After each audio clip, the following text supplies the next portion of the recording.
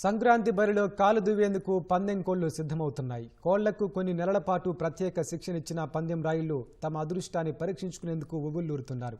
Betting బాబులో బరులు ఏర్పాటు చేస్తున్నారు. సంక్రాంతి బరిలో కాలు దువ్వేందుకు కోడిపుంజులు రెడీ అంటున్నాయి.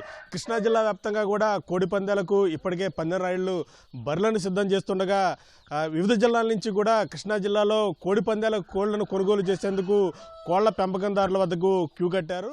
సంక్రాంతి సంబరాల్లో కోడి పంద్యాలది ప్రత్యేక స్థానం. కృష్ణా జిల్లాలో పండగ పంద్యాలు వేసేందుకు అనేక ప్రాంతాల్లో కోళ్లను పెంచారు. పామర్రు, పెనమలూరు, గుడివాడ, అవనిగడ్డ నియోజకవర్గాల్లో ప్రత్యేకంగా షెడ్లు ఏర్పాటు చేసి కోళ్లను మేపారు. ఒక్కో పుంజుపై దాదాపు 30,000 రూపాయల వరకు ఖర్చు పెట్టి డ్రై ఫ్రూట్స్ వంటి ఆహారం అందించారు. ఉమ్మడి గోదావరి, గుంటూరు జిల్లాల నుంచి పందెం రాయుళ్లు కోళ్లు కొనుగోలు చేస్తున్నారు.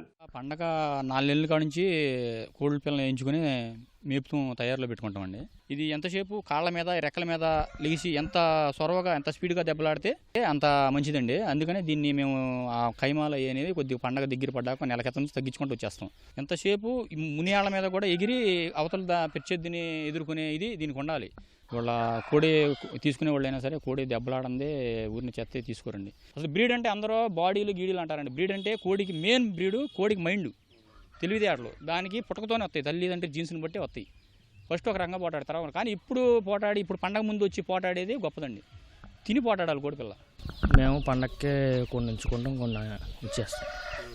మేము వేసుకోవాల్సినవి ఉంచుకుంటాం, కానీ మాకు అవసరం లేని అమ్ముతాం. మామూలుగా ఒక్కో తయారు పెడతారు. ఒకళ్ళు 6 నెలలు పెడతారు, ఒకళ్ళు 3 నెలలు పెడతారు.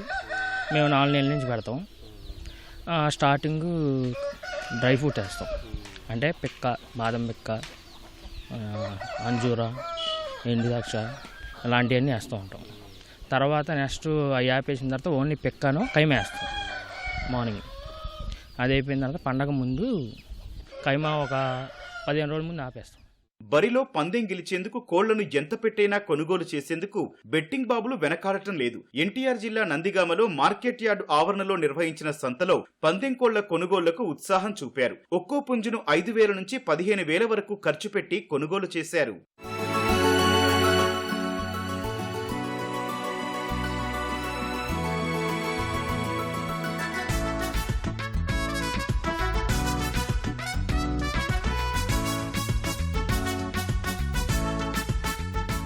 నిబంధనలకు విరుద్ధంగా కోడి పంద్యాలను అడ్డుకోవాలని పోలీసులు ప్రయత్నిస్తున్నారు. పశ్చిమ గోదావరి జిల్లా రామచంద్రాపురంలో కోడి కత్తులు తయారు చేస్తోన్న వ్యక్తిని అదుపులోకి తీసుకుని 1,300 కత్తులు, పదును పెట్టే యంత్రాన్ని స్వాధీనం చేసుకున్నారు.